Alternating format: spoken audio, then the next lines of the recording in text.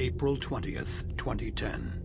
11 workers died and 17 were seriously injured by an explosion on the Deepwater Horizon, an offshore drilling rig located approximately 50 miles off the coast of Louisiana.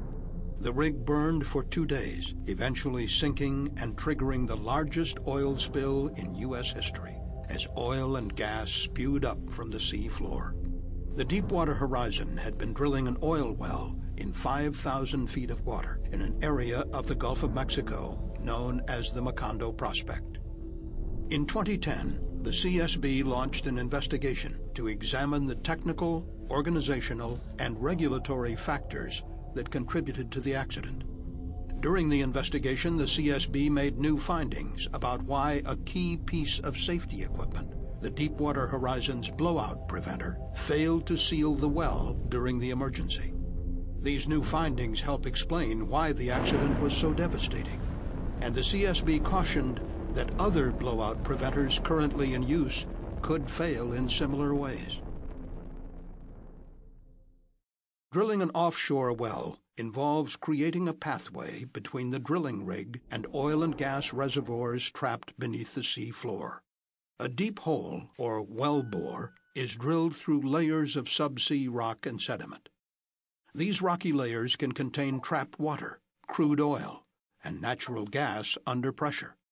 An unplanned flow of these well fluids into the wellbore, known in the industry as a kick, can be dangerous. Without careful management, a kick can lead to a blowout, the uncontrolled release of flammable oil and gas from the well. A blowout can be catastrophic, since oil and gas reaching the drilling rig can quickly find an ignition source, leading to a fire or explosion, endangering the lives of the drilling crew.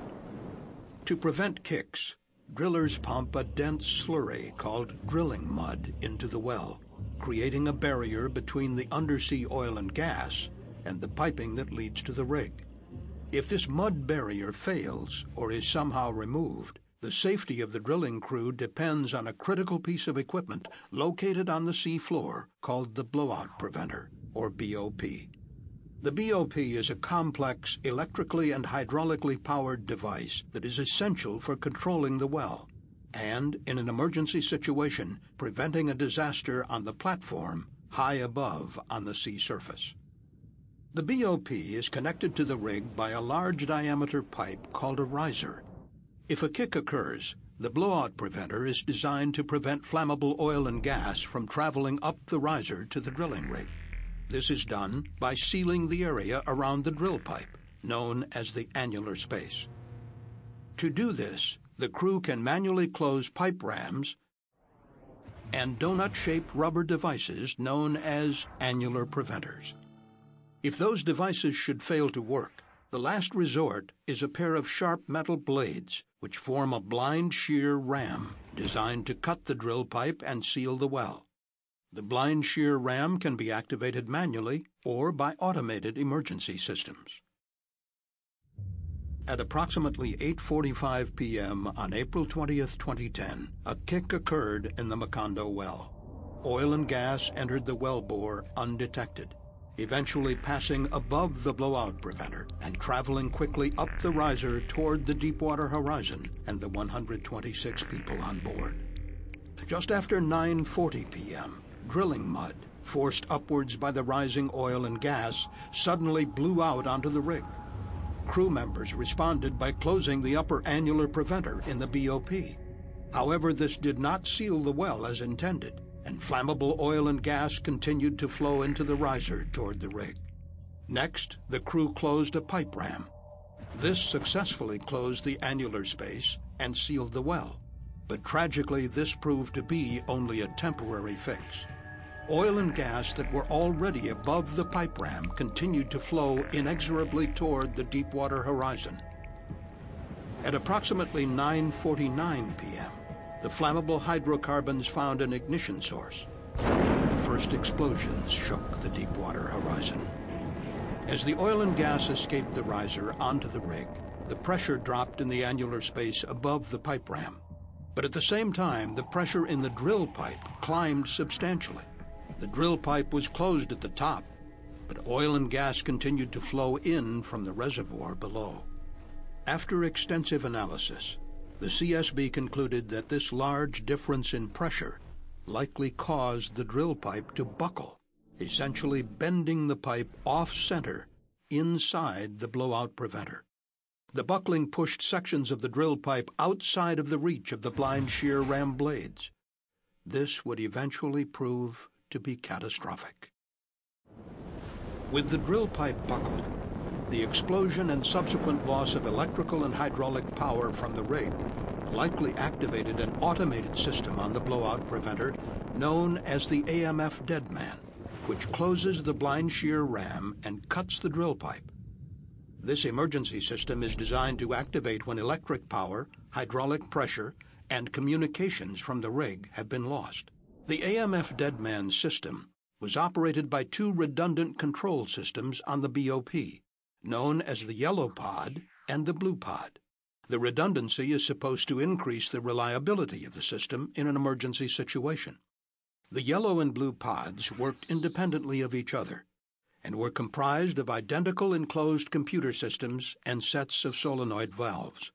When activated, the solenoid valves controlled important BOP functions, such as closing the blind shear ram. If electrical power from the rig was lost, as happened on April 20, 2010, both the yellow and blue control pods contained backup 27-volt and 9-volt batteries to power emergency functions. The 9-volt batteries powered computers that would activate the solenoid valves, which were powered by the 27-volt batteries. However, evidence indicates the blue pod had been miswired at some time before the BOP was lowered onto the seafloor.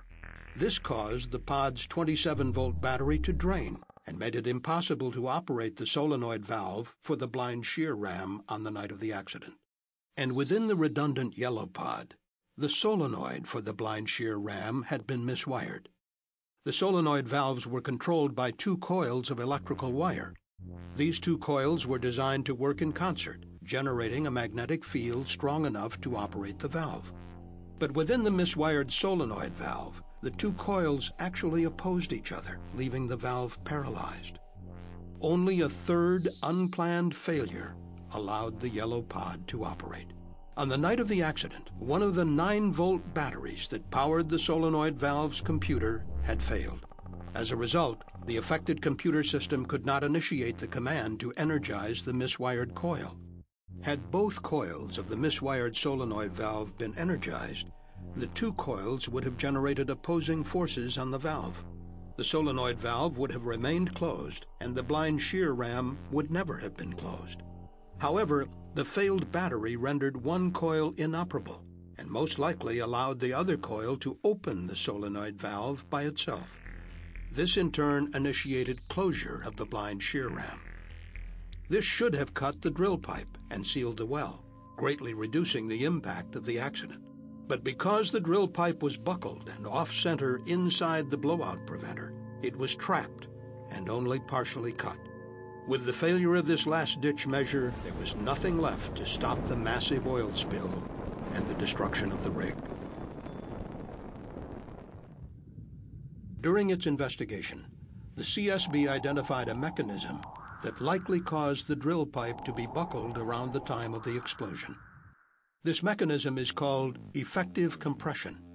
Although effective compression had previously been noted as a hazard in other drilling operations, it had never been identified as a problem affecting drill pipe during well operations.